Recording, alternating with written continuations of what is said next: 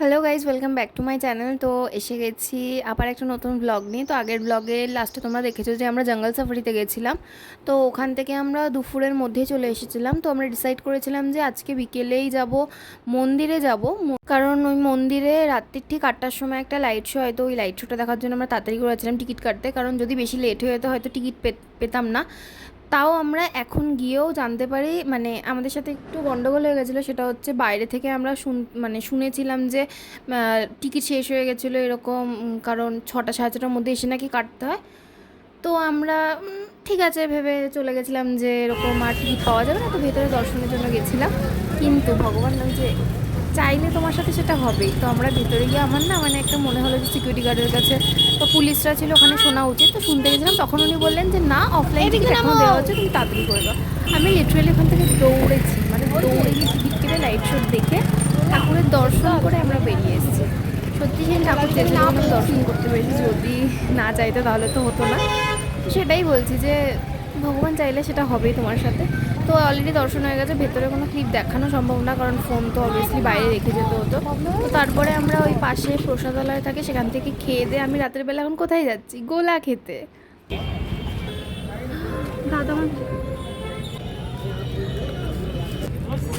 এটা হচ্ছে আমাদের হোটেলের রাস্তা। তো এখান থেকে যেতে যেতেই মন্দিরের চূড়াটা দেখা যাচ্ছিল। তো ভাবলাম তোমাদেরকে দেখিয়ে দিই, কারণ মন্দিরের ভেতরে তো তোমাদের দর্শন করাতে পারিনি। চলো।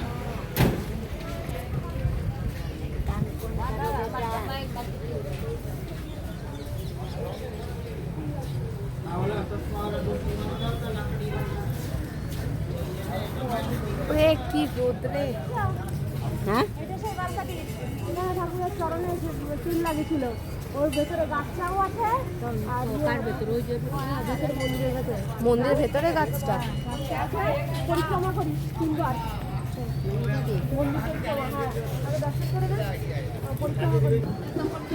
ফোন আলাও তো।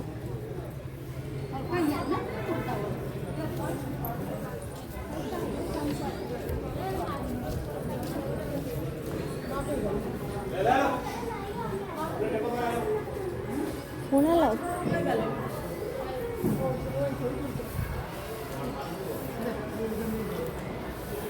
এটা জেন্টস, ওদিকে লেডিস।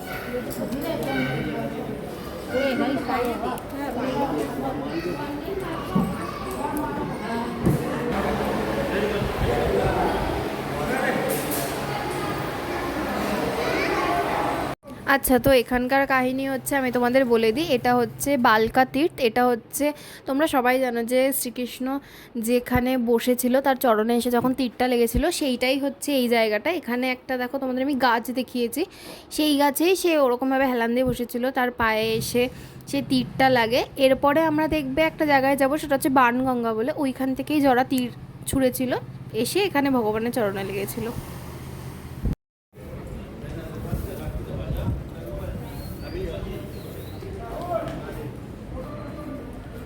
এখানে আমরা ওই মন্দিরটাকে 3বার পরিক্রমা করছিলাম। তোমরা যারা যাবে তারা অবশ্যই ওই মন্দিরটাকে বা এই গাছটাকে 3বার অবশ্যই পরিক্রমা করে আসবে।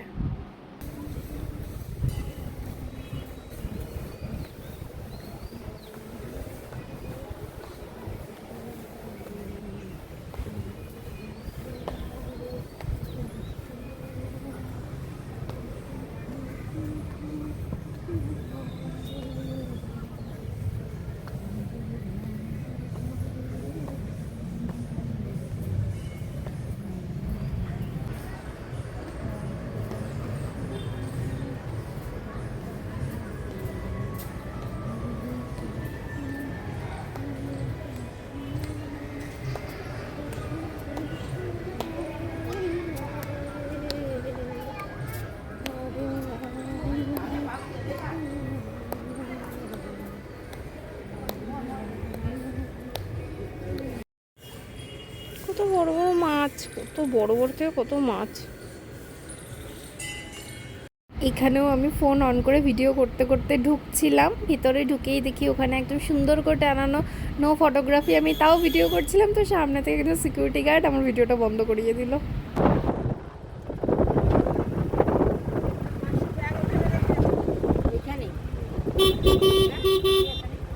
এখানে ব্যাগ রেখে গেছে।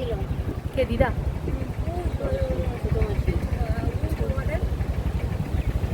ও এইবার তোমাকে মোজাটা খুলে, ওরে বাবারে গেছি আমি আজকে।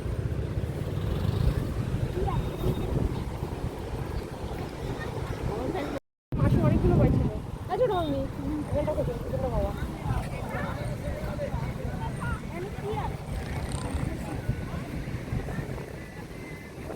এই যে মন্দির। কি হলো? এ আবার সেই নাবি শঙ্খ করছে।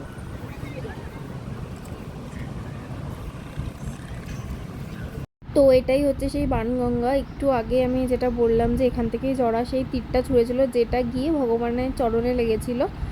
এই জায়গাটা না আমরা যখন এসেছিলাম তখন এরকম জল কম ছিল, কিন্তু পরে আমি জানতে পারি আমরা চলে যাওয়ার পরে আই থিঙ্ক বিকেল টাইমটায় পুরো জলে আর কি ভেসে গেছিলো। মানে যে শিবের যে মানে মূর্তিগুলো তোমরা দেখছো সেইগুলো পুরো জলে ঢেকে গেছিলো।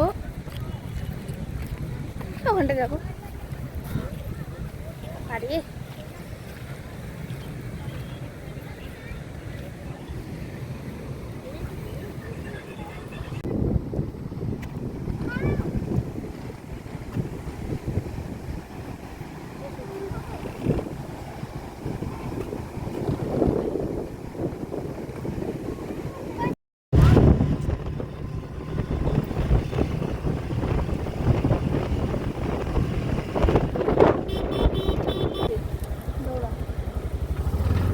এটা হচ্ছে গীতা ভবন।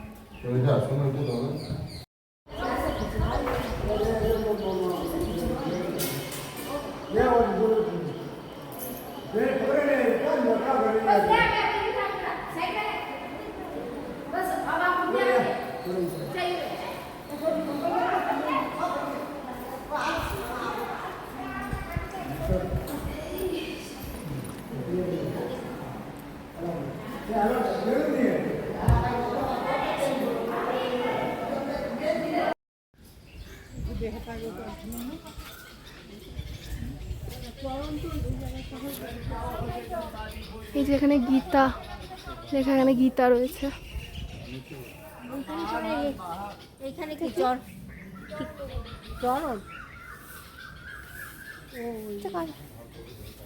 কৃষ্ণচরণ। এখানে একটা শিব মন্দির, ওখানে একটা শিব মন্দির আছে। এখানে ছাওয়া আছে।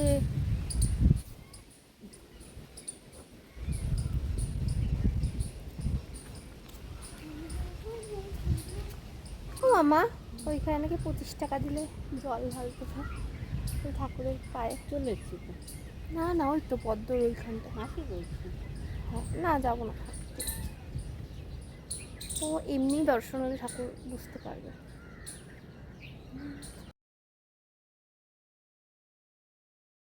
তো এবার আমি এখানকার কাহিনীটা বলি। এখানে অ্যাকচুয়ালি আমরা ভেবেছিলাম যে ঠিক আছে ঠাকুরের তো দর্শন করলেই ঠাকুর বুঝতে পারে, কিন্তু আমার না মনটা বারবার মনে হচ্ছিলো যে না আমি ভগবানের চরণে জল দেবো, তো বারবার এরকম মনে হচ্ছিলো। তারপরে আমি ভাবলাম যে ঠিক আছে, যখন এসেছি তখন জলটা দিয়েই যাই। তো তারপরে গিয়ে ওখান থেকে অ্যাকচুয়ালি টিকিট কাটতে হয় বাইরে থেকে 25 টাকা করে। তো তোমরা যারা যাবে বাইরে থেকে টিকিট কেটে নেবে, ওখানে গিয়ে টোকেন দেখালে ওখানে পুরোহিত মশাই থাকে, উনি তোমাকে জল দিয়ে দেবে, আর মন্ত্র বলে এভাবে তুমি জল ঢালতে পারবে।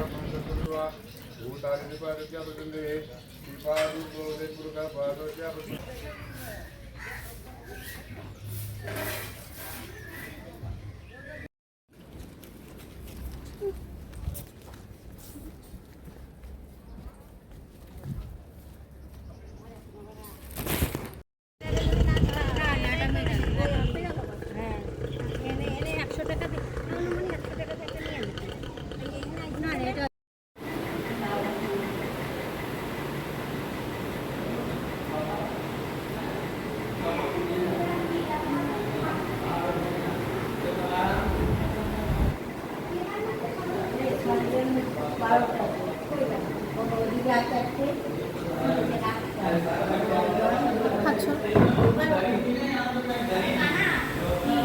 এই জায়গাটা হচ্ছে, যারা লাস্ট ভিডিও দেখেছো তারা দেখেছো, এই ত্রিবেণী সঙ্গমে আমরা স্নান করতে গেছিলাম। তো তার পাশে একটা রাম মন্দির আমি তোমাদের দেখিয়েছিলাম।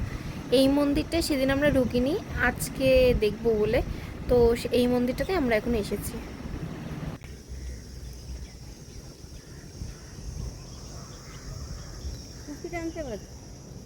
ও বাহ, কুর্তির সাথে আমি টুপি পরবো।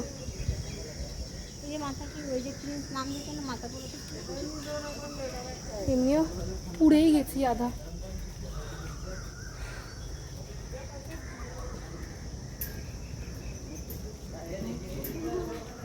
গরম না না, মোজা পরা বুঝতে পারছি না আমি, লাফাচ্ছে।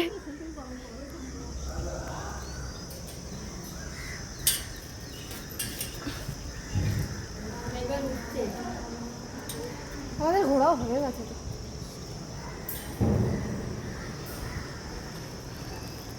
তো ফাইনালি এটাই ছিল আমাদের সোমনাথ আর দ্বারকা যাত্রার লাস্ট ভিডিও। তো এই দিনের পরের দিনও একদিন আমরা ছিলাম, কিন্তু ওই দিনের কোনো ভিডিও বা কিছু আমার কাছে নেই, কারণ ওই দিন সেরকম কোথাও কিছু যায়নি, আমরা জাস্ট বেরিয়েছিলাম, বাইরে কিছু কেনাকাটা ছিল, তো আমার আর ভিডিও নেওয়া হয়নি। তো এইখানে এসব মন্দির ঘুরে ওই দিন তো ঘুরে হয়ে গেল। পরের দিন জাস্ট আমরা নর্মালি বেরিয়েছিলাম, যার কেনার ছিল। তারপরের দিনই আমাদের ট্রেন ছিল, তো আমাদের সকালবেলা ট্রেন ছিল। আমাদের যাদের যাদের আমার এই ভিডিওগুলো ভালো লাগছে তারা অবশ্যই আমার চ্যানেলটাকে সাবস্ক্রাইব করে রাখো আরও এরকম সুন্দর সুন্দর ভিডিওর জন্য।